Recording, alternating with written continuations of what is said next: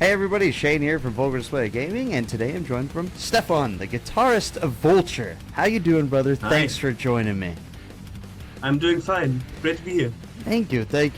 I just want to start off by saying congratulations on your 4th studio full length. Yeah. This album, I just actually got done listening to it again.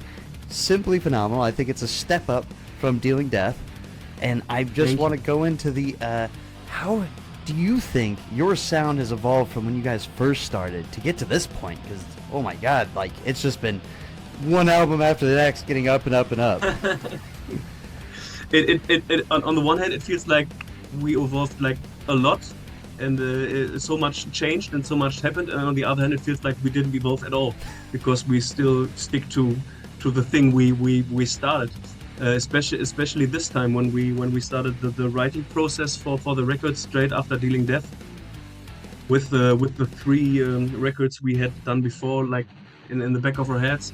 We said to ourselves, like, let's act like let's act like we don't have a discography at all, and act like we're a demo band and start doing demos. And so we started doing demos, and that felt amazing. Felt like a super fresh approach, and not trying not to overthink stuff, because that's what we did a lot throughout the years, especially on our second record.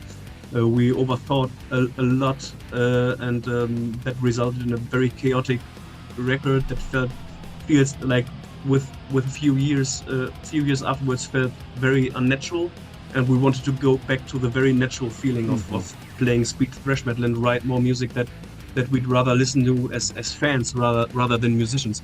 And that's why we did this demos, and we did I think a total of 3 demos this time, and recorded them on our own, mixed them on our own, even did some tapes for the demo feeling, and had the chance for the first time in the band history to put them to the long-term test, if you can say so, like re-listen to the songs over and over again, give them a year, give them 2 years to sit, and then we went back to all the tracks and said, okay, which tracks will make it to the album, which tracks will need some improvement here and there. And then we were, for the first time, also able to do some cherry picking, and that's been absolutely great. And I think we will definitely keep this approach, because I'm very confident with what we did, and it's the first time we did a record where, like, a few months after recording and mixing and when everything is done, I'm still 100% happy about it. That's Normally awesome. it takes only a few days for me to find something to criticize. I couldn't find something right now. I'm absolutely happy. That's awesome. Because then I was watching some of your guys' making of the album videos and everything, and you said you went into this more structured. You're like, all right, here's what we're gonna do. Like, we're not gonna rush anything. We have it all planned out. But who kept you on track? Who was like cracking the whip? Like, hey, we need to keep going. We need to do this. Or was there any of that? You were all on the same page? Yeah, we were all definitely on the same page. If there's one guy cracking the whip, that's definitely me. Being sort of a motor behind the thing this time. But that's perfectly fine. Everybody was able to keep up the pace, and worked out very well. Yeah, it seems like as long as you went into it with a plan, you were able to record this like in a more free sense. Like you said, you did the demos and everything. You're all collaborating it like together.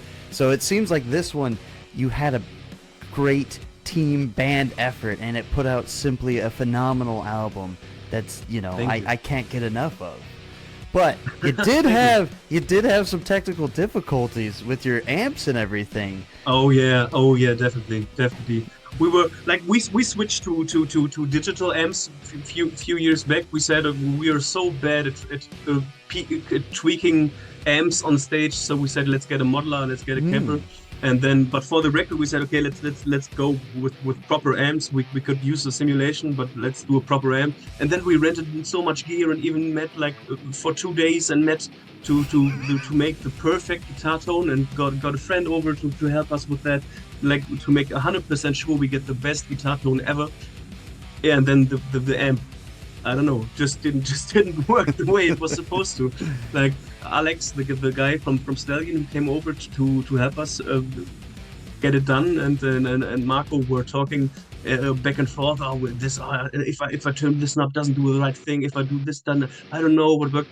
And then it was so many hours of trying to, and then we said to ourselves, hey, we had the tone we wanted in a digital way. Let's just use it. Let's not make a compromise on this way. Just to have like the good old Marshall standing there. So we went to digital, and it feels absolutely fine for me. Yeah, it's not like we're big geeks, or we're big we're denying that it's 2024 by now. So that's fine. That's what I was going to say. How do you see this technology moving forward? Do you think it's a how do you say, more cost-effective way for bands to start recording if they can't get all that gear?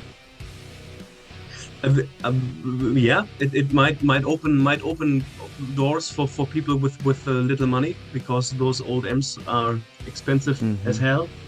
But still, on the technical side, you still need to be able to tweak the amp the same way you're doing it on It's just in real life. Clicking a knob instead of turning it now.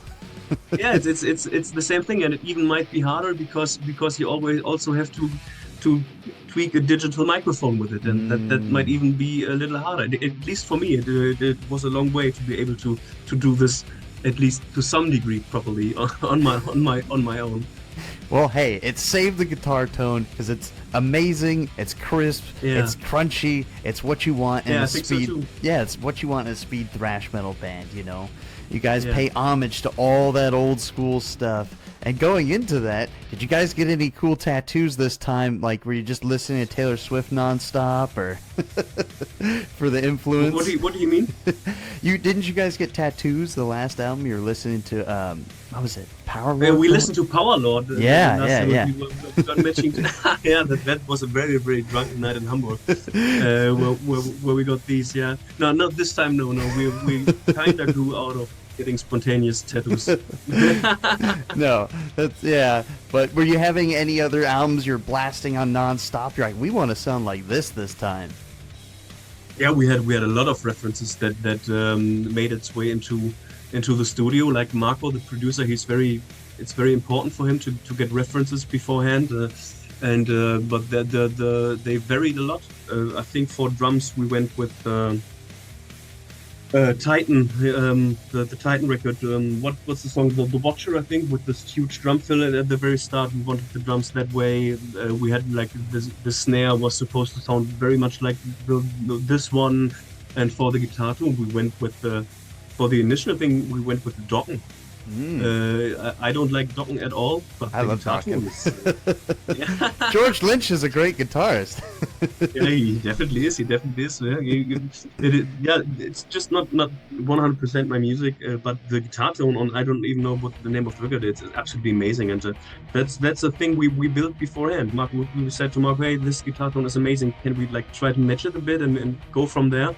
And then he built that in an amp simulation, and that's basically awesome. In the end. We retweaked it afterwards in the mixing session once again, because huge plus. You can do that.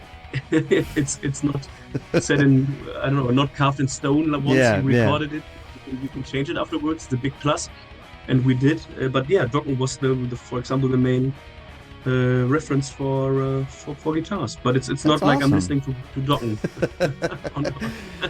No, that's great though. So again, with all this technology coming out and everything, how is your guitar setup, like your pedal board, everything? What are you using now? How's that all changed from when you first started? Yeah, I'm just having a Kemper profiler with me. I don't have anything at all. I just have the profiler, and I'm going straight into the PA. Really? And, there is days where I absolutely love this, because setup is easy, soundcheck is easy. Yeah, no pedal board or anything with like 50 pedals on it? No, nothing at all. Wow. No, I just have a tuner. Wow. And that's it. Yeah, and it's definitely not old school at all. No. And every concert I see people in the front row like, what is this? Where is his pedals? How come he's not switching 50 things? What kind of guitars do you usually like taking on tour and everything? Do you have a guitar for studio or?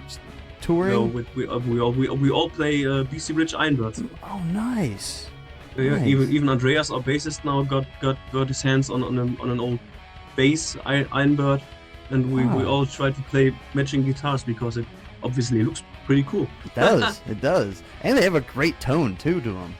Yeah, definitely. Yeah, we got some from I think from 80 something 89, and then we got that into like I don't know what's the name, like a workspace to retune these and get nice. proper pickups and stuff. So it's the first time in my history of being a guitarist for 20 years that I have like a very good guitar. I never had.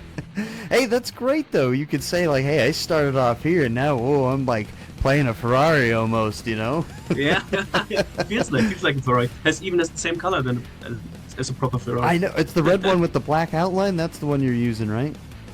Yeah, without the outline. It's just okay. red. Yeah. So now I want to talk about that album artwork.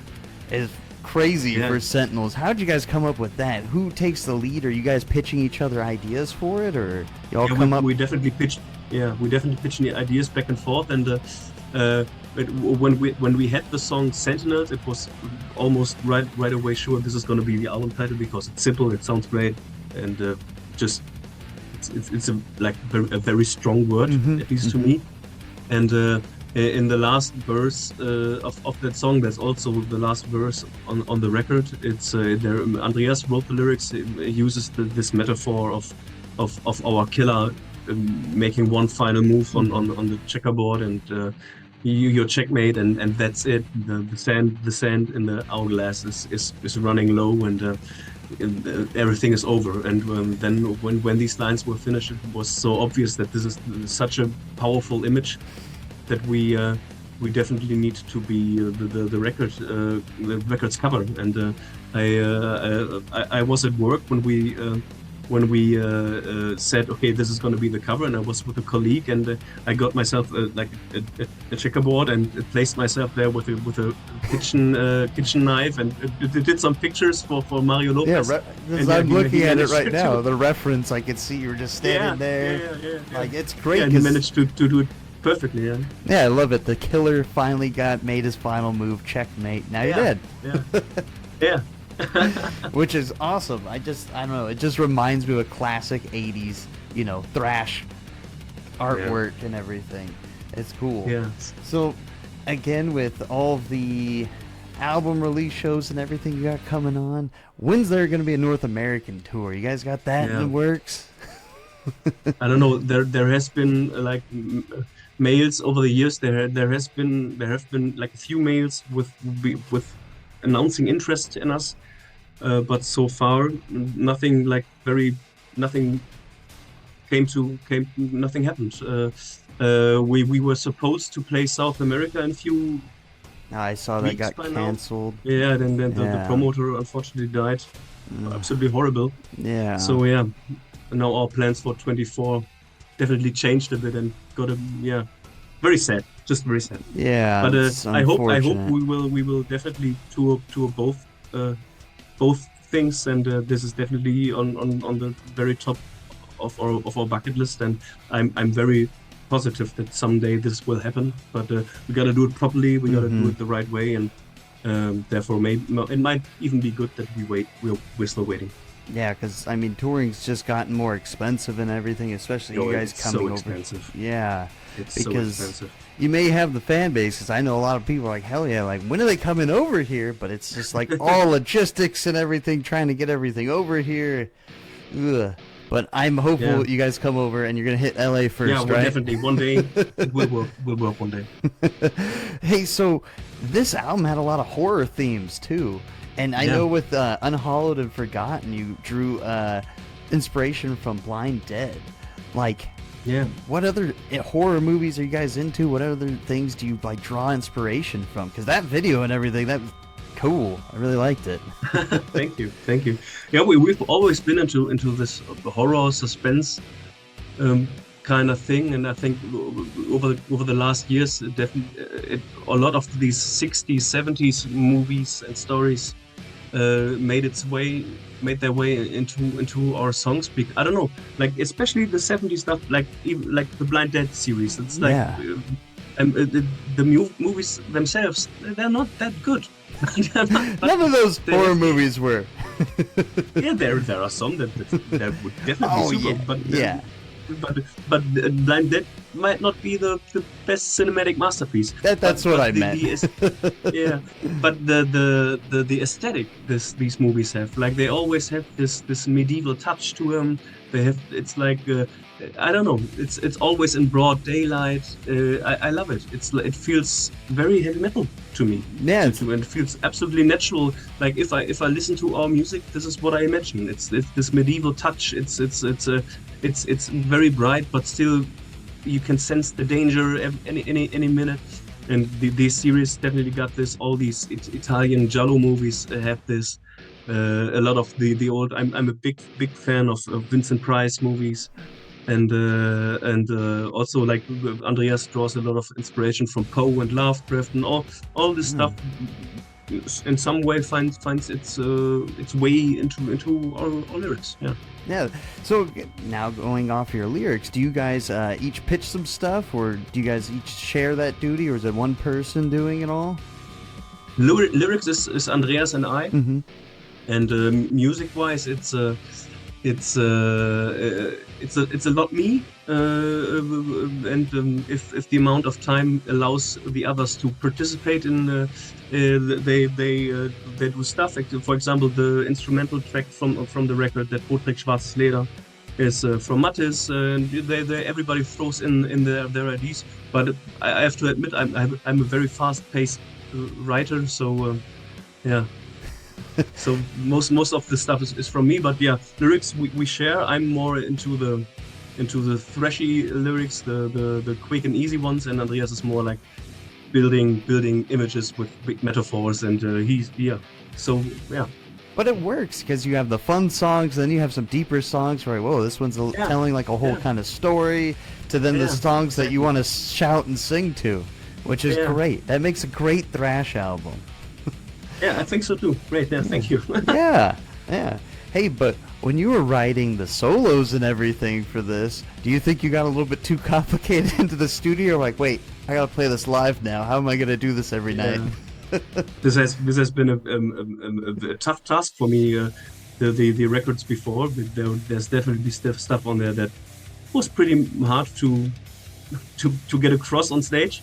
But yeah, good preparation this time. It works a lot better right now, and I'm also getting better at it. Basically, Mattis used the Corona time a lot to get better at it, and I'm starting to get better at it as well. I think there are some days where I think I'm very good at writing solos, but I'm now also getting to a place where I say I'm also getting good at playing it. Hey, that's different than in the studio live, and it's completely different. It honestly doesn't. To me, it doesn't matter that much live. If this is going to be the most well executed solo of all time, as long as I'm getting the idea across, I'm perfectly fine. And I'm there to enjoy myself, not watch my exactly. fretboard. And the energy you put out, that's just as good. Where you just like, hey, look, you're bringing that energy, and everybody doesn't need to, they ain't gonna pay attention. I'm not gonna know if you miss a note. Yeah. How has it been playing all these live shows? Like, what has been your most memorable performance as a band since you guys started, where you're like, whoa, we went from like playing like clubs to like, holy shit, we're here? Yeah, if we've got to name one where I say this has been huge, it's definitely playing Wacken in 22. Yeah, in 22. This has been absolutely amazing. We've been very excited once we got like announced. And then Corona happened, and it got like rescheduled, and then it finally happened, and we were still on the bill. And then we arrived there, and we've been absolutely blown away by how nice people are treating you there. We went there and thought, okay, we're gonna be like one of the smallest bands here on the bill, and I bet we're gonna get like a 6-pack of beer, and then here's the stage, enjoy yourself. But the hospitality there is something I've never experienced before. This has been also just this to get this kind of hospitality has been worth the whole trip and the whole weekend. Were absolutely amazing. You get into there, and there's a whole village just for artists and press people. Wow. And you can get drinks all day for free, and you can get massages. You can even get tattoos there. Really? It's absolutely strange, but it's another world, and it felt very cool to be part of that for once. And this has been definitely the biggest crowd and the biggest feeling I think we ever had. Yeah, that probably solidified like, hey, we're doing something right here. This is awesome. Yeah, definitely. Again, so are you guys gonna go do a big European tour at all? It's probably easier for you doing that, hitting cities just in Germany, or what are you guys trying to do for your future right now? Yeah, we're all in places in our lives where doing the big tour is getting harder and harder. We're like family, and we're all very much involved into work and stuff, and getting holidays is a pain in the ass all the time. But we're trying to make the best out of it through the years, and the big tour obviously is unfortunately cancelled for this year, so might be able to do one next year, but there's no plan for it. And right now we're trying to make the best and play as many club shows and weekenders this year. And so far I think we got a good cool list of things approaching. We're gonna start tomorrow, play a festival tomorrow, and then do 2 more release shows over the weekend. I'm very much looking forward to that. And yeah, I think it's gonna be a good year, even if it's not the year with a big highlight. Yeah. So Stefan, I want to say thank you for joining me. I want to just say I wish you all the luck with these shows coming out. Sentinels is a great album. It comes out, everybody, this Friday, April 12th. I just wish you nothing the best, and I hope you guys could do a North American tour. Is there anything else you want to say to everybody watching? No, thank you. It's been an absolute pleasure. It was a great time, and you should probably go and get Sentinels, or at least spin it in a digital way. You might like it. I think it's a good record. Enjoy All right, it. everybody. Thank you.